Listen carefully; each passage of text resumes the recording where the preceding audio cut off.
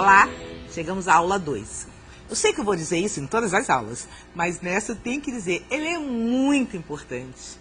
Se você não conseguir aprender o conteúdo dessa aula, não vai conseguir fazer nada daqui para frente.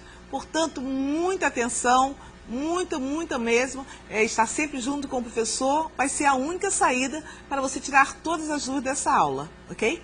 Vamos aí saber o que vai acontecer na aula de hoje, os principais temas da aula de hoje.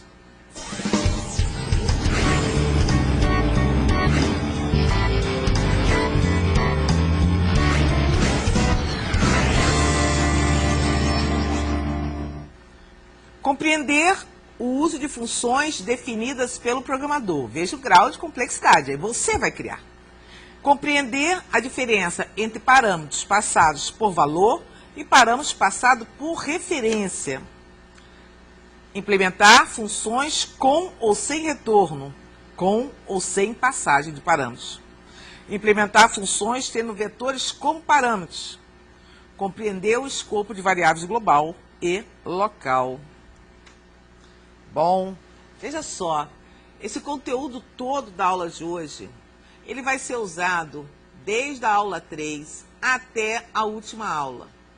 Definir função, só você vai poder fazer. Porque você não vai poder ficar copiando funções dos outros, porque elas podem não se adaptar àquilo que você quer.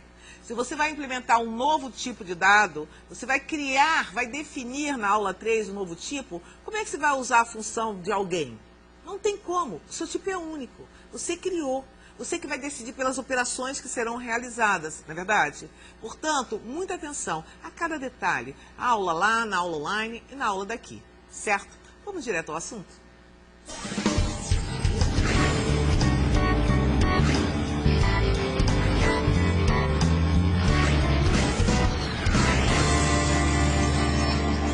Eu sei que você vai me perguntar por que você precisa definir funções. Aí eu vou falar, será que tem uma função disponível que calcula volume? Você vai falar, bom, eu não vi todas as funções. Será que tem uma função que ordena vetor? Bem, eu não vi todas as funções, não posso afirmar. Será que tem uma função que descobre a moda? Bem, eu não vi todas as funções. Bom, será que tem uma função que reajusta salário? Será que tem uma função que calcula imposto de renda? Ou seja, será que tem uma função que calcula a profundidade de um poço? Não, não tem. E, gente, não vai ter. Na verdade, as funções que estão aqui são funções mais ou menos padrões, por maior que seja o conjunto de biblioteca da linguagem C++. Mas tem funções que são suas. Se você é estatístico, você vai ter funções próprias que não estão disponíveis em nenhuma biblioteca. Você precisa criar funções para o tipo de dado que você vai definir. Ora, então não tem jeito, tem que aprender a criar suas funções, a definir suas funções. Então é isso que nós vamos aprender na aula de hoje. Eu faço questão que você preste muita atenção para que no final você saiba responder tudo. Tenho que criar minhas funções. Conclusão número 1. Sim, é verdade. Mas o que é uma função? Ora, em algoritmo nós aprendemos algumas funções pré-definidas. E eu falava, quer extrair a raiz quadrada? Chama a função SQRT, lá da biblioteca CMET. Mas o que ela faz, Anitta? A função? Ela extrai a raiz quadrada. Mas, Anitta, como é que extrai a raiz quadrada? Eu vou dizer, no meu tempo, eu aprendi a extrair raiz quadrada na mão. Mas agora, nesse tempo atual, você não aprende. Ah, é uma divisão. Aí você vai falar, ah, tá bom, chega. Então, na verdade, você usa, como a gente falou na primeira aula, saber usar, mas você não sabe o que está por trás. Como é que ela conseguiu chegar à conclusão de extrair a raiz quadrada? Né? Por exemplo, você usa a função seno. Você sabe de onde vem a função seno? Vem de uma série. Ah, então eu posso usar a série e criar a função seno? Pode. A função cosseno também vem de uma série. Então, tem coisas que vêm de outras. Você pode fazer, criar essa função. Não vai criar por quê? Porque já foram criadas. Por que eu vou criar uma função que calcula quadrado se já existe a função pol que faz isso, quadrado, cubo ou qualquer outra coisa? Então você vai criar funções que não existem, funções que você precisa, mas não estão disponíveis. Mas o que é a função? É um conjunto de comandos, como diz aqui o Joel, é um conjunto de comandos que executam uma determinada tarefa. Então, você não sabe como fazer a raiz quadrada porque você não aprendeu. Talvez eu sentar lembrando, vou saber o comando vou usar para extrair uma raiz quadrada. Mas agora, na sua função, você tem que saber os comandos. Aqueles todos que você aprendeu em algoritmo. As estruturas de repetição, as matrizes, né, as unidimensionais, bidimensionais. Tudo que você aprendeu são os comandos. Você vai fazer um pequeno programa, porque a função é um pequeno programa. Só que ela não é a main, ela é uma função que precisa ser chamada pela main. Então é isso que nós vamos fazer, o que fizemos a vida toda em algoritmo. Aí, é claro, esse questionamento é super normal. Então agora eu não tenho mais uma função só a partir da aula de hoje? Claro que não. Tem vários motivos para você não ter mais somente uma função a partir da aula de hoje, né? Quer dizer, primeiro, criar funções que não existem para a nossa atividade. É um motivo super justo. Eu crio uma função que não tem. Já mostrei várias. Moda mediana, não tem.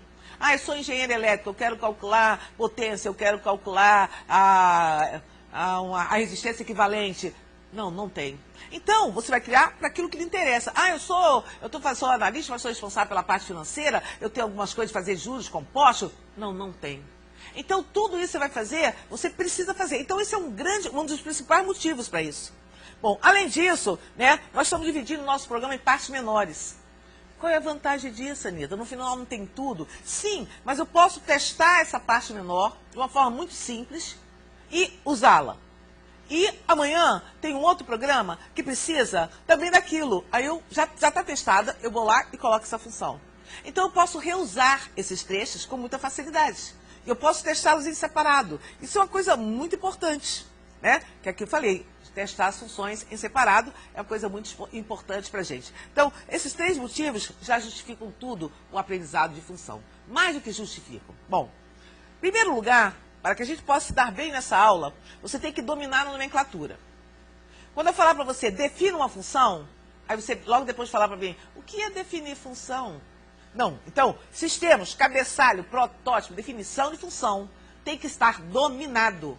Mesmo sabendo, quando perguntar isso, você sabe o que é definir uma função. E não fazer confusão entre cabeçalho e protótipo. Então, essa nomenclatura, assim como você decora um monte de música, você vai ter que decorar essa nomenclatura, saber do que está falando, para que a gente possa começar a trocar ideias. Senão fica complicado no fórum. Você não definiu o quê? O que é definir? Né? Então, definir uma função, como a gente vai ver. Definição da função. É aquilo que eu falei na primeira aula. Eu vou tentar deixar aqui, enfatizar as coisas mais importantes que estão online. São 40 páginas, 40 telas aí, no mínimo. Não me lembro mais. Mas aqui eu vou tentar enfatizar o que é importante. Eu tenho que saber definir uma função. O que é definir a função? É fazer algo parecido com o que está aqui em azul. Eu tenho que colocar um cabeçalho, que é essa primeira linha. Ó, um cabeçalho. E depois eu tenho que colocar um corpo. Mas eu tenho que colocar, claro, você que vai criar, usar os comandos que você sabe para produzir aquilo que você quer. Esse é o corpo da função. Se você diz que a sua função é pregar botão, você tem que comprar uma máquina que consiga prender botão. Se você vai fazer na mão, antigamente fazia. Então vai prender na mão, então vai comprar. Então quando você fala, minha função é vender pipoca, então você vai comprar uma pipoqueira. Você tem que ter tudo esse embasamento para poder ter um bom resultado. Ok. O que vai no cabeçalho da função? Cabeçalho da função é a primeira linha da definição de uma função. A primeira. O que ela vai? O tipo da função. O que ela vai? O nome da função. O que ela vai? A declaração dos parâmetros. Você fala, nossa, Anitta, mas isso aí, o tipo da função, que tipo é esse? Não é. Você está querendo o quê? Querendo que ele retorne a sua função um número real? Então ele é real. Você quer que retorne um número inteiro? É um inteiro. Você quer que não retorne nada? Ele é um void. Então, que tipo de função é essa? Ela se propõe para quê? Para devolver ou não devolver o quê? Nome da função. O nome da função vai ser abacate. Abacate? Que faz isso, esse abacate? Abacate acha a mediana de um conjunto ordenado? Não, mas ele não tem nada a ver. Não, mas o nome eu quero dar. Sim, o nome você quer dar. Está dentro das regras? Lembra das regras? São as mesmas. Primeiro caractere, se for o único, tem que ser uma letra, não acentuada, maiúsculo ou minúsculo. Se tiver mais de um caractere, pode ser o underline, o primeiro caractere. Pode usar também os algarismos, não pode usar espaço. Então, o nome da função tem que estar dentro dessas regras, da mesma forma que você deu as variáveis. A declaração dos parâmetros vão ser os elementos de comunicação entre uma função e outra, a gente já vai ver, onde cada uma tem o seu tipo. Isso é o cabeçalho. O corpo da função. O corpo da função é aquele pacote entre o par de chaves. Vão ter estruturas de for, estruturas de repetição, vetores, tudo isso você aprendeu em algoritmo. Declaração de variáveis, tudo. Esse é o corpo. O cabeçalho fica na frente do corpo. Protótipo de uma função. Cabeçalho da função mais um ponto e vírgula final é igual ao protótipo da função. Então, protótipo não é cabeçalho. Protótipo é cabeçalho mais ponto e vírgula. Protótipo pode ser uma simplificação do cabeçalho. Corpo da função não tem nada a ver com protótipo. Então, esses três termos, né? O protótipo, corpo da função, função e definição. Como uma função é chamada? Como você chamou a função que extrai raiz quadrada? Ah, então eu chamava por SQRT. Ah, tá. Como você chamou aquela função que arredondava para cima, que você achava o máximo? Ah, chamei por seio, né, Anitta? Ah, tá. Então, o professor falou um nome e você usou esse nome para chamar a função. É assim que você chama as pessoas, é assim que você chama seus gatinhos, seus cachorrinhos, seus animais de estimação, pelo nome. É claro que algumas funções são mais independentes. Bom, o seu cachorro é mais independente do que o seu peixinho. Né? O cachorro, se não achar comida, ele vai procurar pela casa, o gato também. Mas o peixe você tem que jogar, porque senão no aquário não tiver muita coisa mais para ele comer, ele vai morrer de fome. Então, algumas funções são assim nesse nível, são um pouco mais independentes. Chamou por ela, elas fazem tudo, não retornam nada. São as voids. Tem outras funções que elas retornam sempre a pessoa que chamou. Ah, você pediu para fazer um bolo? Está aqui seu bolo. Ah, você pediu para prender seus botões? Está aqui sua blusa com botões. São as funções que têm retorno. Né? E foi a maioria delas você usou em algoritmos com retorno. Poucas não tiveram retorno. Então, ela foi chamada pelo nome. E, é claro, as com retorno precisam de um apoio de um comando. Um cout, um if, um comando de atribuição. Né? Para onde vai o fluxo do programa? Eu estava aqui trabalhando, sou uma artista. Estou pintando aqui, tá. Aí eu tenho um ajudante. Faltou a tinta vermelha. Ai, ajudante, por favorzinho, pega lá a tinta vermelha para não sair do lugar. Olha só, pedir ajuda ao ajudante. Seria uma função. Aí ele foi lá, pegou a tinta vermelha e trouxe na minha mão. E aqui eu continuei. Então, quando a função retorna, ela retorna para onde foi chamado. Quando a função não retorna, ela retorna para o comando seguinte a que foi chamado. Porque ela não tem que dar satisfação. Ela já acabou, a seguinte é que tem que estar atenta para poder entrar. Então, cuidado. A gente volta para dentro. Nós vamos ver mais adiante. Então, para a instrução seguinte, a voz, para o lugar de onde foi chamado. Vou até botar aqui. Imagine que eu queira fazer a raiz quadrada da raiz quadrada de 16.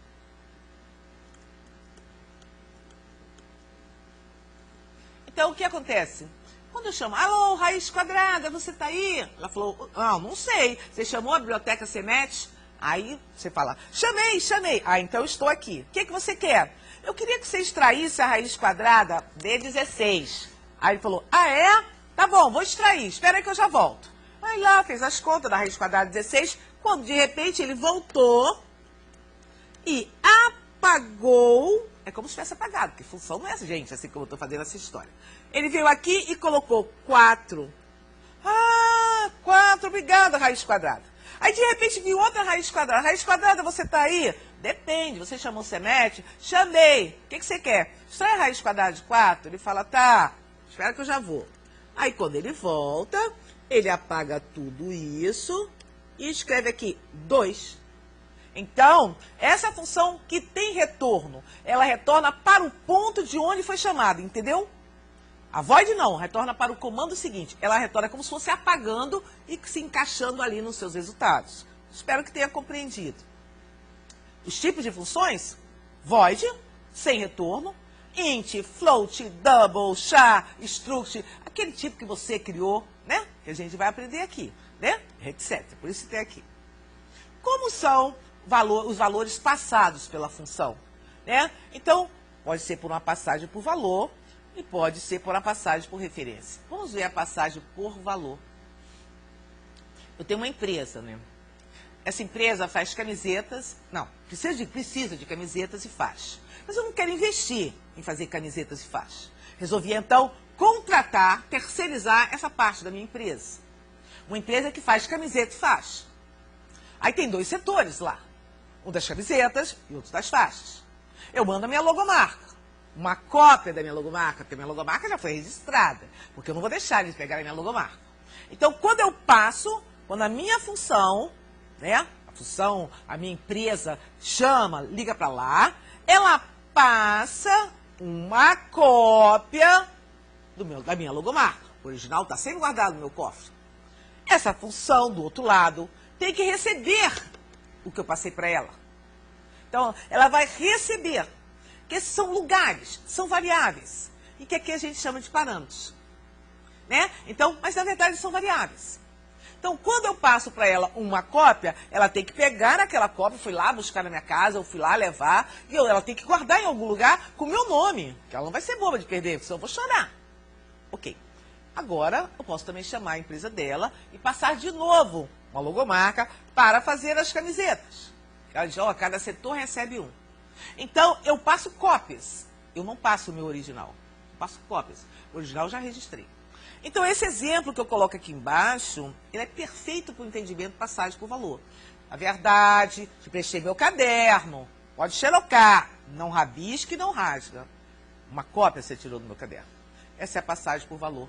E aí eu preciso que a função que chama, né, a função chamadora chama essa função daqui chamada, que essa função chamada tenha lugares para receber aquilo que eu passo.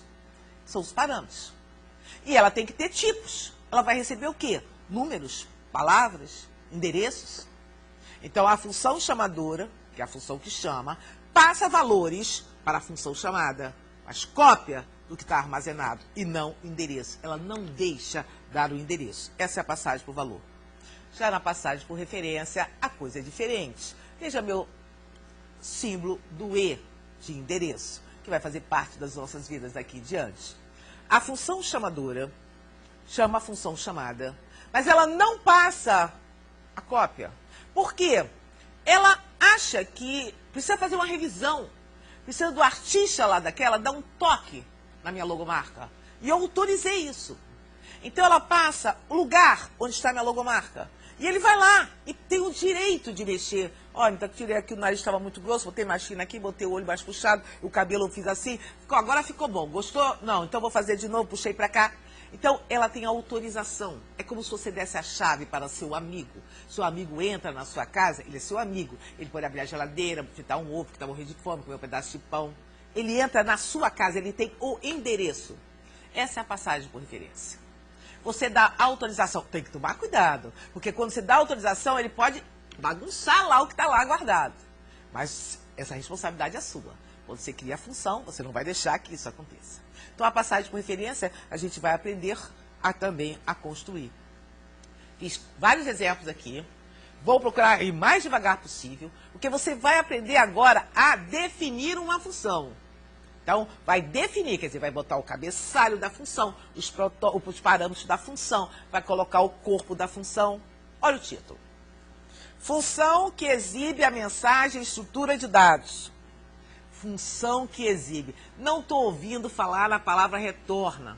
Estou dizendo que ela já exibe. Ah, então aquela função que mandou fazer, ela faz. Ela carimba na parede. É isso. Então eu pergunto, tem retorno? Bom, eu li, acho que não tem.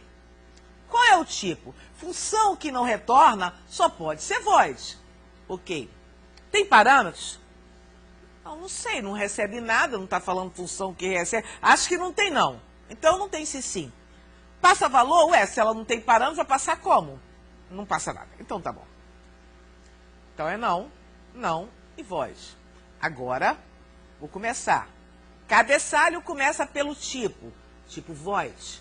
Separado por um espaço, o nome da função. Escolhi MSG, porque lembra mensagem. Toda função, obrigatoriamente, tem parênteses. Parênteses. Se não tiver nenhum parâmetro, né, essa função não vai receber nada, então não tem declaração de parâmetros. Não vai receber nada. É só falar, Anitta, eu vou lá carimbo. Anitta, eu vou lá carimbo. Então eu já sei, chamou meu nome, é só para carimbar. Então ela não faz nada. Então vamos para o corpo da função. O corpo da função começou com as chaves. Ah, ótimo. E depois, agora tem que ter os comandos. Eu preciso de um comando que escreva na tela a mensagem, estrutura de dados. Cout. Ah, então tá, Cout. Estrutura de dados. Tem mais alguma coisa a fazer? Não. Fecha a função com as chaves. Ao fechar, você acabou de finalizar a sua função. Você definiu uma função do tipo void, sem parâmetros e com um corpo que só tinha um comando. Próximo. Função que recebe o valor total e o percentual, retornando o valor que representa esse percentual. Então, vamos cuidar. Retornando. Função tem retorno? Sim, claro, tem retorno. Qual o tipo? Ora, se ela recebe valor percentual, isso é tipo real, inteira que não é. Ah, então ela é do tipo float. Isso. Quantos parâmetros? Tem parâmetros? Vamos ler de novo. Função que recebe o valor total, 1, e o percentual, 2. Tem 2 parâmetros. Então vamos ver. Acertamos. Esqueci de fazer a última pergunta. Sim, sim. A passagem é por valor? Ah, Anitta, como que eu sei que a passagem é por valor? Ora, se ela recebe, diz que recebe os valores, ela não diz que recebe endereço, a passagem é por valor. Por endereço tem que estar assim, ou uma coisa explícita, como a gente vai ver daqui a pouco, que é a casa dos vetores, ou então falar, vai passar o endereço. Aqui não. Então a passagem é por valor. Então, começando, começo pelo float, tipo, que nós já definimos. Depois, o nome. Vamos ver que nome eu dei. Percentual. Pronto. Toda função, depois do nome, tem um par de parênteses. Coloquei os parênteses. E dentro de parênteses, se houver os parâmetros. Ela vai receber alguma coisa? Sim, disse que vai receber o total e o percentual. Então, 2 parâmetros. O primeiro parâmetro, eu chamei de total, é do tipo float. O segundo parâmetro, que eu chamei de percent, é do tipo float. Os 2 parâmetros, obrigatoriamente, são separados por vírgula. Não tem ponto e vírgula. Aí você manda para mim, eu peço para definir uma função, você coloca float, total, vírgula, percent. Eu digo, está errada a declaração dos parâmetros. Quando eu falar está errada a declaração dos parâmetros, fica atento. Cada parâmetro tem que ter seu tipo. E todos os parâmetros são separados por vírgula. Nada de acentuar letras, nome de variável. Não pode ter letra acentuada, não pode ter espaço, pode ter underline.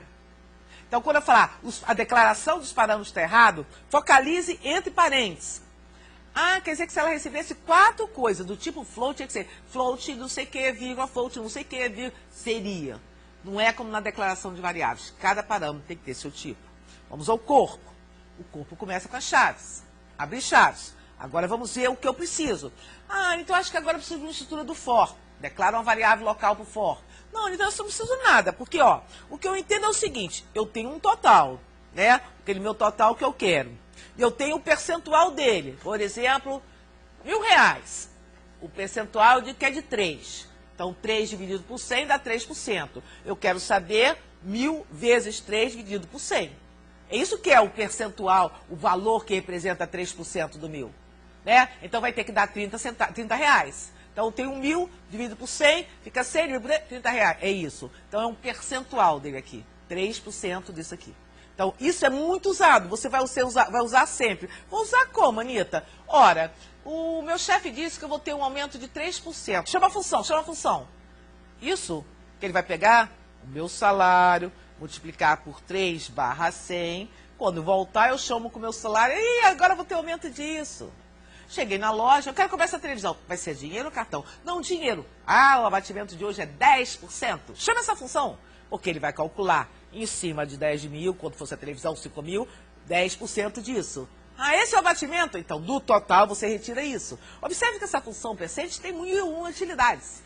Seja para ganhar e seja para ganhar também. Porque se eu ganho economizando, eu estou ganhando. E se eu ganho aumento de salário, eu estou ganhando. Agora, ganhar, perder, não. Ah, não pagou a conta. Não pagou a conta? Você tem uma multa. Uma multa de quanto? De 2%. Ah, então esse total é o valor que eu tinha que pagar. Isso, o percento é o 2/100. Então, isso aí é o que vai somar. Então, eu estou perdendo, nunca mais vou pagar atrasado. Então, veja que essa função, ela tem muitas utilidades, a função do porcento, tá? Próxima função. Função que recebe o capital, a taxa de juros e o tempo. Função que recebe o capital, 1. A taxa de juros, 2. O tempo, 3. Retorno o montante. Então tem retorno? Tá claro que sim. Qual é o tipo desse? É float. Tem um monte de coisa que conta. Tem parâmetros? Sim. Ela precisa ter uma variável para receber o capital, uma outra variável para receber a taxa de juros e uma outra variável para receber o tempo. Então tem 3 variáveis. A passagem vai ser por valor? É claro, é só para dar lá, ele aplica a formulazinha e me devolve. Não tem nada que mexer no nada meu. Não mexe no meu não. Se não quiser pagar, eu vou pagar depois. Então vamos ver como que é. Botei aqui a fórmula do montante, né? Veja aqui o montante e coloquei nessa uma coisa que foi uma declaração de variável local. Não precisa fazer isso, mas às vezes você acha que fica mais claro fazer essa declaração como eu vou fazer aqui agora. Tipo float. Nome da função, juros compostos. Parâmetros, antes de parâmetros, parênteses. Se não tiver parâmetros para declarar, os parênteses são obrigatórios. Faz parte da sintaxe de uma função. Toda função tem um nome e um par de parênteses, que podem ou não estar vazios. Mas aqui nós vimos que nós tínhamos 3. Float, C, float e int, T. T do tempo, né? Inteiro. Corpo. Abrir as chaves. Declarei uma variável local chamada float, chamada M, do tipo float, só por causa daquela fórmula. Eu vou dar uma rapidinha voltada bem rápida na fórmula, só para você dar uma olhada. Às vezes a gente pega uma fórmula dessa e tenta usar as mesmas variáveis. Isso é errado? Não é errado. É até bom. Sabe por quê? Porque você não se confunde. Às vezes você não tem muita experiência com a história de juros compostos, você nunca pagou nada, nunca deveu nada, aí você não usa isso. Mas agora você quer ganhar, né? Então, às vezes, a gente aplica mesmo. É super normal você usar as mesmas variáveis de uma forma que lhe deram. Porque assim, na hora que você vai montando a fórmula, você fala C vezes 1 mais I, tá, elevado a T. É mais fácil do que começar a mudar os nomes das variáveis. Então, eu fiz aquela declaração lá do IM só para poder ficar nessa mesma linha, né? Vê que eu usei mesmo C, I e T. Declarei M, que vai ser o montante. Aí eu fui lá e botei a fórmula, ó. M recebe C, que estava na fórmula, e tinha lá um I mais o tal, elevado. Aí apareceu o POL, não teve jeito, né? O POL... Dentro dele estava a base, lembra? Que era, dentro do parênteses estava 1 mais I barra 100 elevado a T. Então, a função POL tem a base e o expoente. Certo? Então, depois, eu mandei retornar M. A primeira vez que está retornando é porque as outras funções não retornavam nada. A outra não retornava? A primeira não, só via estrutura de dados. Mas essa retornou, é do percent também. Retornou porque me interessa. Então, return é um comando que tem que existir toda vez que tiver retorno? Sim. Então, eu posso retornar várias coisas? Claro que não. Só pode retornar uma coisa. É como se botasse tudo no liquidificador e ficasse grande massacre. Aí mostrou banana, mostrou farinha, aquele negócio tudo que todo adolescente gosta para poder ficar forte. É assim mesmo a função. Só retorna uma coisa. Não, mas você não entendeu. Eu posso fazer um if, um else if e ter o return em vários momentos? Isso pode, porque ele vai pegar caminhos diferentes. Uma hora pega esse return, outra hora pega outro return, sem nenhum problema. Agora, retornar só um valor. Anitta, você fez um comentário para retornar M menos C. Eu posso fazer isso? Claro. No que você mandou retornar M menos C, tirou do montante, deixou o que foi dos juros, retornou somente os juros. Você já sabia qual era. Então, essa variável, Anitta, era obrigatória? Não. Eu poderia fazer exatamente isso, ó. Return C vezes POL, blá, blá, blá, blá, blá, blá.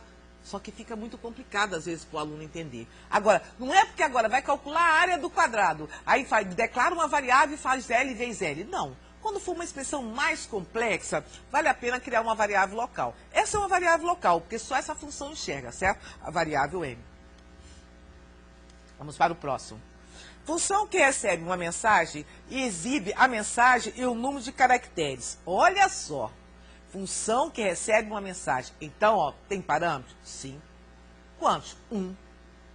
Ela exibe? Exibe. Se exibe, ela não retorna. Então, não tem retorno. A passagem é por valor ou por referência? Agora é que você vai ver. Porque, na verdade, lá na aula de algoritmo, até a gente fez uma revisão, né? Na aula de algoritmo, o vetor, a matriz da linguagem é tratada como um endereço. Na aula 8 de algoritmo a gente viu isso. Ela é um endereço. Se ela é um endereço, então ela é uma passagem por referência.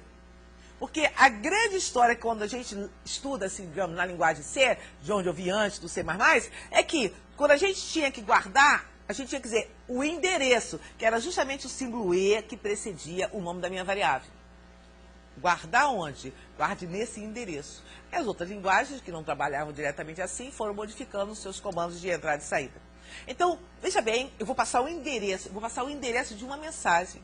De uma variável que está guardando uma mensagem. Por quê? Porque ele fala assim, o vetor tem uma ligação tão grande com o endereço, tão grande, que ele pode ser, o nome do vetor pode ser precedido somente pelo ponteiro, que é o asterisco, você vai ver mais lá na frente. Então, a variável assim, vet, ele é um vetor, digamos, 10 elementos, não importa.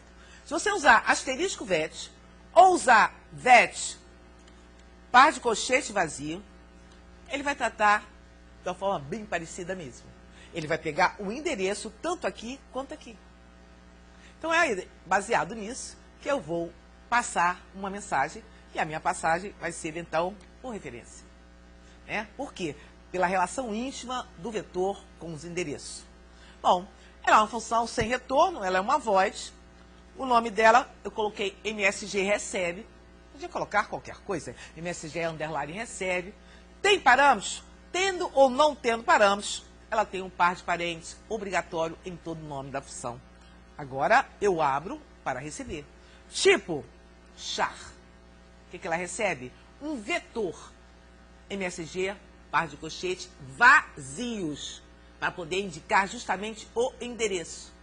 Então, quando eu colocar assim, eu vou exibir, pegar o endereço dela, vou passar o endereço dela. Não tem mais nenhum. O corpo da função. Declarei uma variável local, só essa função enxerga, chamada tam. E, ao mesmo tempo, atribuo a essa variável strlen de MSG. Nossa, isso eu me lembro lá naquela... aula 10 de algoritmo. Ampliando, sei lá, para acrescentar, acrescentando para finalizar. É essa mesmo. Pois é, a gente viu uma função da biblioteca string, C-string, onde strlen, str de string, len de comprimento, length, né? Então, ele conta os caracteres da minha mensagem. E veja bem, como é que ela adivinha se aqui não tem recebendo nada? Por quê? Como ela deu o endereço, a função strlen foi lá e contou. Ela escreveu a mensagem.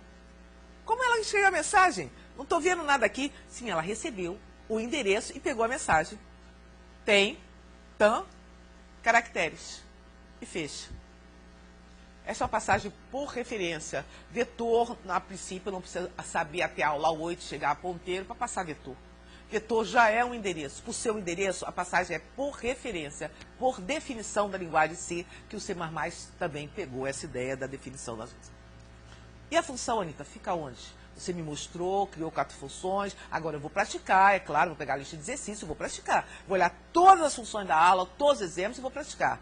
Eu coloco antes ou depois da main? Bom, essa é uma decisão importante. Vamos ver se eu colocando antes da main, como alguém me dizia, coloca tudo antes da main que dá certo. Vamos ver se dá certo. Essa é a função main, que nós já vimos trabalhando desde as primeiras aulas, desde a 5ª aula do algoritmo.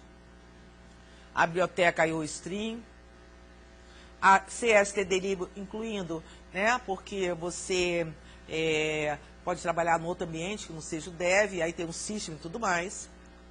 O namespace, e veja bem, em verde, uma função, a função soma, vou falar, a função que retorna, porque do tipo float, o nome dela é soma, ela tem um parâmetro só, que é do tipo float, ela pega, chama uma função dobra, e acrescenta 5 ao resultado de dobra, e retorna. Olha só, ela chama uma outra função. A função dobra, que recebe um valor, multiplica o número e devolve. São 2 funções com retorno, tendo em vista a main, uma tem que trazer o resultado para essa linha e outro resultado para esta linha. Ora, vamos imaginar que eu vá trabalhar com data show hoje. Vamos imaginar que eu tenha pedido meu data show, né? Então, meu data show seria aqui a função dobra. Eu cheguei, eu sou a função verde. Quando eu cheguei, olhei na sala, onde está o data show? Fiquei nervosa, vou dar aula, preparei minha aula para dar com data show. O que eu posso fazer? Nada. Ter que embromar os alunos, ir lá conversar, cadê meu data show? Aquela confusão. Se por acaso tivesse chegado, data show está chegando, professora, significava que eu estava sendo avisada que o data show viria. Colocar a função antes ou depois é complicado, porque para este caso eu posso dar uma solução. Veja os erros que aconteceram. Cadê a função dobra? Não estou vendo. Eu posso fazer o quê? Pegar a função e inverter a posição, como foi aqui nesse diálogo decidido. Joga a dobra para cima, joga a float para baixo. Ah, é. Quando eu entrei, dobra estava parada ali. Eu já vi que dobra estava parada ali, eu pude chamar a dobra. Não deu erro nenhum, ficou perfeito, executou o programa.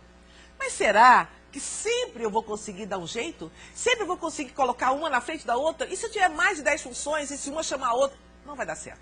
Uma hora vai pegar, vai dar errado e eu não vou saber o que fazer. Por isso, eu lembro a vocês. Que tal usar o protótipo das funções? Porque os protótipos, assim, são assim, umas declarações dessa função, né? Avisando, é como se fosse um aviso de que as funções existem. Tanto é que ele está ali com o cabeçalho mais um ponto e vírgula.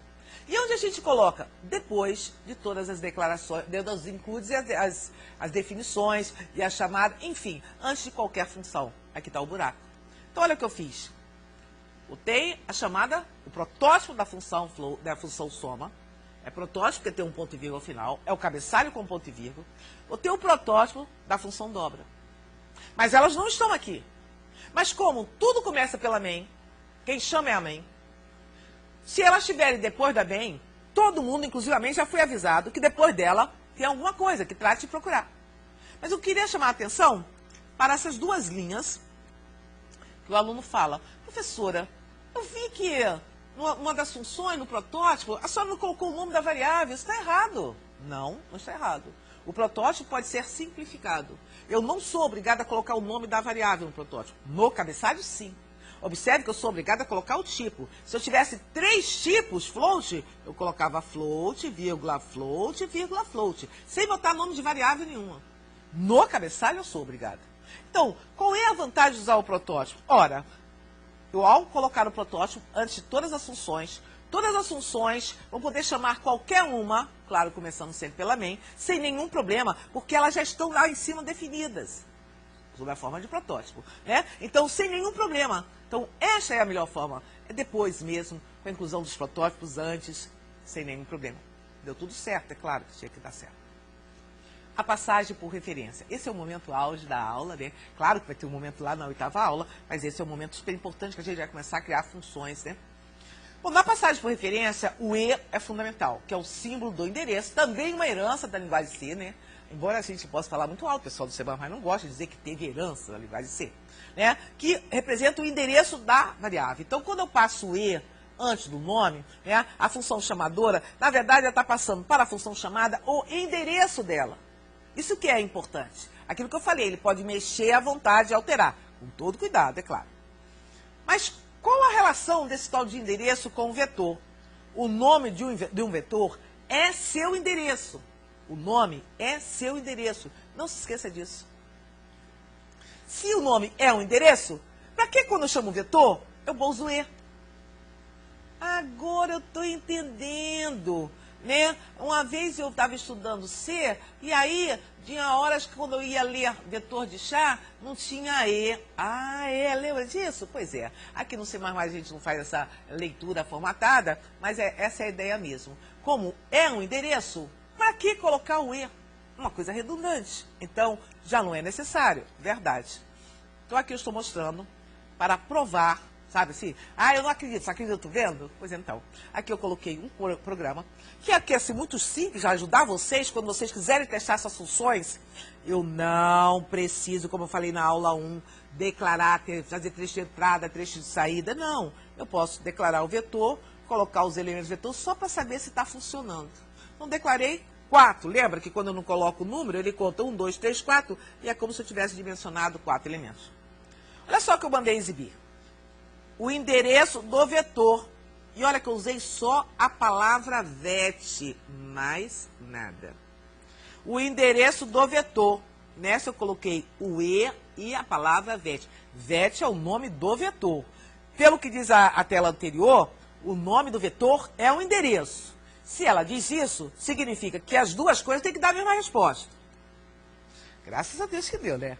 Ó, 0x em hexadecimal, 22FF60, 0x22... Ah, então ela tem razão. Se o vetor é um endereço, toda vez que eu passo o vetor, já é uma passagem por referência, sem estar explícito esse operador de referência. Falei, perfeito.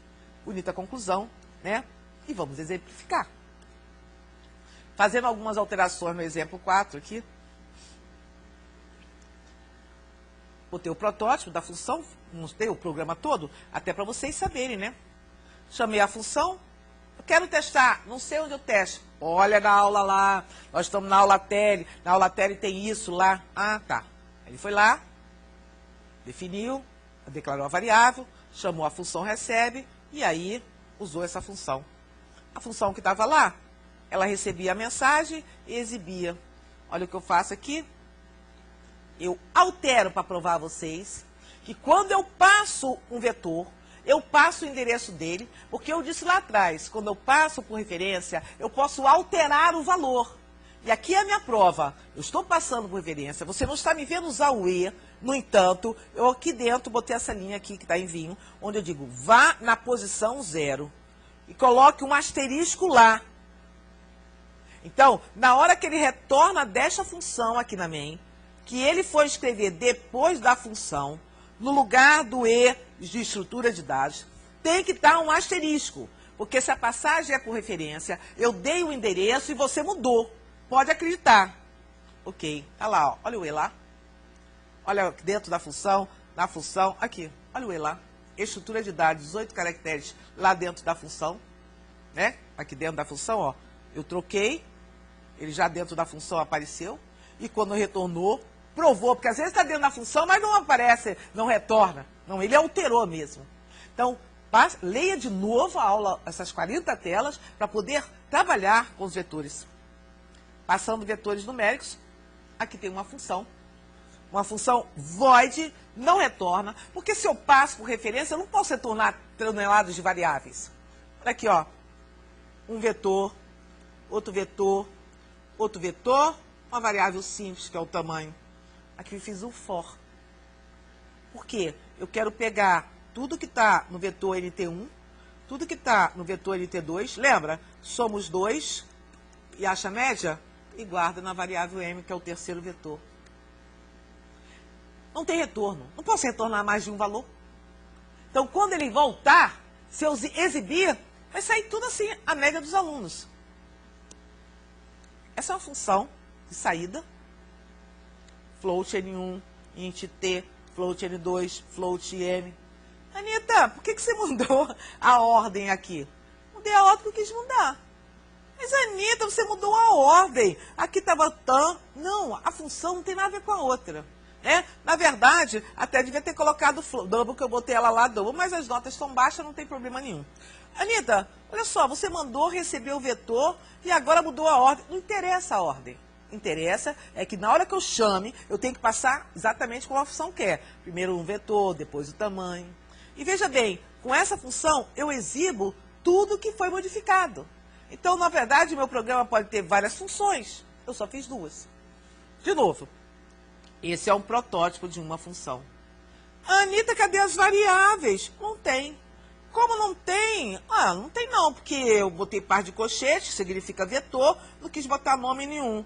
Ah, tá. Então, isso é um protótipo simplificado. Os nomes das variáveis não estão presentes. E eu tenho que colocar na minha cabeça que se eu criar várias funções para o mesmo programa, elas não têm que ter a mesma ordem. Isso. Mas não é bom colocar? Bom, para quem está começando, é bom colocar para não se perder na hora de chamar. Porque olha só como eu chamei média. Chamei o nome do vetor, nota 1, o nome do nota 2, a função, o vetor médias e tan. Olha como eu chamei saída. Nota 1, tan, nota 2 e médias. E deu tudo certo, né? E deu tudo certo. Então, aqui eu consertei aquele lá que tinha botado o double, que assim ficou feio. Então, aqui está minha função média, até aqui minha função saída. Estão colocadas depois da main, porque os protótipos foram colocados antes, né? Então, assim, só aqui consertando, essa daqui lá atrás, eu deixei mesmo como float para ser mais coerente, né? Embora não desse problema aqui. Bom, então tá aqui o nosso programa, nossa chamada de função, cálculo da média, a saída, né? Com as médias, passando o endereço de uma variável. Na verdade, chegou o meu E, né? Se o vetor pode passar sem o E, será que um elemento do vetor pode passar sem o E? Me desculpe, mas não. O vetor pode passar porque você dá o endereço do conjunto, do primeira variável. Mas se você quiser passar uma variável, um elemento, o E tem que estar presente. Então, vamos ver como é que fica isso. Eu chamei uma função, criei uma função reajuste a salário. Essa função, eu vou passar o endereço onde está guardado o meu salário. E eu vou colocar, então, o protótipo da função. Olha aqui o protótipo. Ah, apareceu o E, então eu vou dizer, essa função não tem retorno. Essa função se chama reajuste a salário. Essa função recebe um parâmetro que é um endereço no tipo float.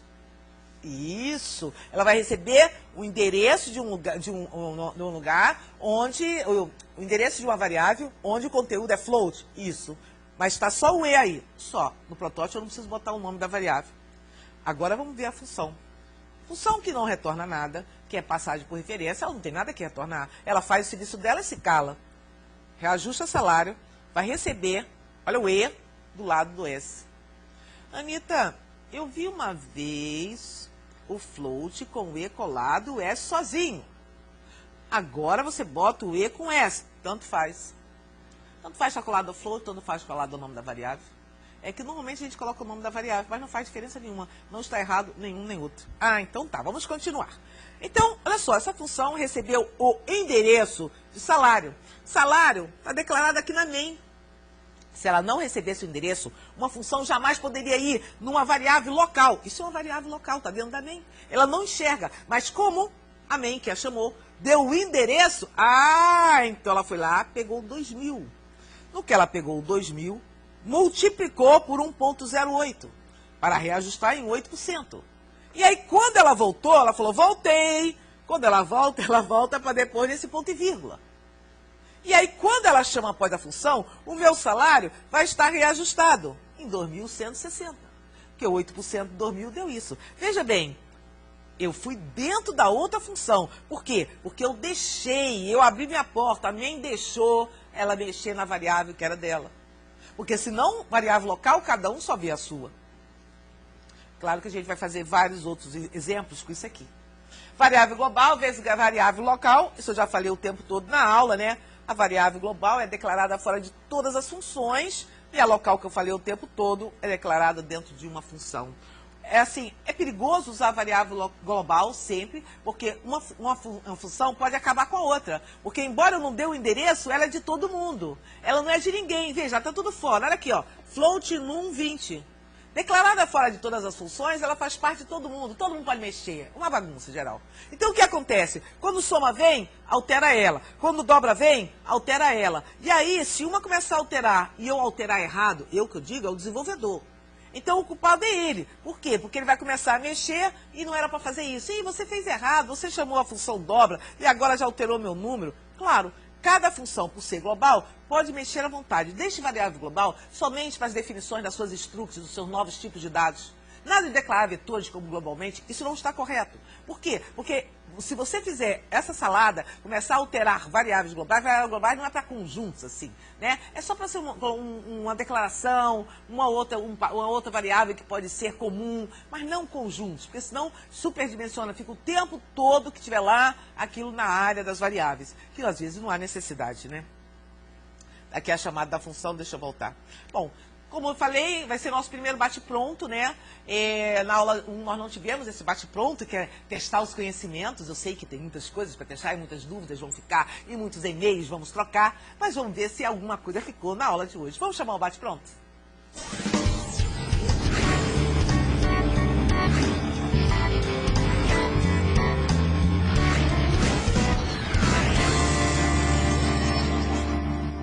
Deixa eu mostrar como é que a gente faz. Aparece a mensagem, a pergunta, eu dou assim 1/1000 de segundo, que eu não posso estar muito tempo, né? E aí você pensa, aí logo depois tá assim, existe duas vantagens ao se definir uma função. Eu falei, e agora, tá pronto? Aí você fala, tô pronto, mas só que eu não escuto. Aí eu mostro o que é algumas vantagens. Dividir o programa em partes menores, poder testar, tudo aquilo que a gente viu. Isso é assim o nosso bate-pronto. Vamos testar para ver se você aprendeu. O que contém o cabeçalho de uma função? Aí você fala, o cabeçalho, contém um tipo, o nome e a declaração dos parâmetros se houver. E é o nome, a função, e a declaração, acertei. Aí eu faço outra pergunta para você. O que é o protótipo de uma função? Aí você lembra. Ela falou que protótipo não era igual a cabeçalho, mas tinha alguma... Ah, já lembrei. É o cabeçalho mais o ponto e vírgula. Isso! Acertou. O cabeçalho mais o ponto e vírgula. Então, na hora, fica atento quando for assistindo a aula. Onde o protótipo da função é colocado? Bom, na verdade, o protótipo é colocado antes de todas as funções e a gente viu por que ele precisa ser colocado antes de todas elas. Qual a vantagem do uso do protótipo de funções nos nossos programas? A vantagem, qual era? Aquela história da soma com dobra, boto antes, boto depois, eu não tenho que me preocupar com quem vem antes, quem vem depois. Se eu usar protótipos, vai tudo dar certo, não interessa quem vem antes, quem foi chamado antes, quem foi chamado depois. Então essa é a grande vantagem, a tranquilidade do desenvolvedor, que tudo vai funcionar no programa dele, né? É fantástico isso. O que significa um protótipo simplificado? Ora, um protótipo simplificado significa, exatamente, eu coloquei aqui, porque a resposta logo, porque às vezes você poderia não ter ficado atento. Na verdade, é o protótipo sem o nome das variáveis. Mas se tiver vetor, tem que colocar os colchetes, tá? Qual a diferença entre variável global e local? Que a variável global... isso, aquela que é declarada fora de todas e a local é dentro de cada função. Bom, sendo assim... Vamos para o resumindo.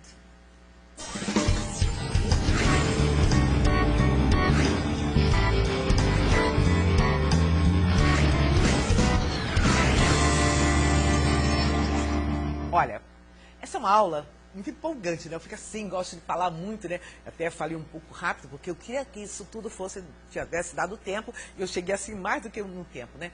Então eu preciso que você agora releia todas as 40 telas dessa aula, veja todos os exemplos, reveja todos os exemplos que eu dei lá nessa aula, os movimentos, tudo. Anote o que não foi entendendo, não ficou muito claro isso, venha para assistir essa aula de novo. Se eu não esclareci nessa aula, só resta uma dúvida, entre em contato com o seu tutor. Aquelas regras que eu dei na primeira aula, tem que começar a valer desde agora. E uma coisa que eu gosto de dizer sempre, não durma com dúvidas. Antes de dormir, você vai lá, manda um e-mail pro seu professor. Porque quando a gente acordar às 7 horas da manhã, já tá lá o outro. Você bota assim, bom dia. Aí a gente bota um óculos escuro para a gente saber que tá com sono. Aí, bom dia. Eu tenho uma dúvida. Que aí o professor vai responder para você e você não avança enquanto aquela dúvida não ficar sanada. Porque senão, nada vai dar certo. Função é fundamental para a estrutura, certo? Então, espero você na terceira aula.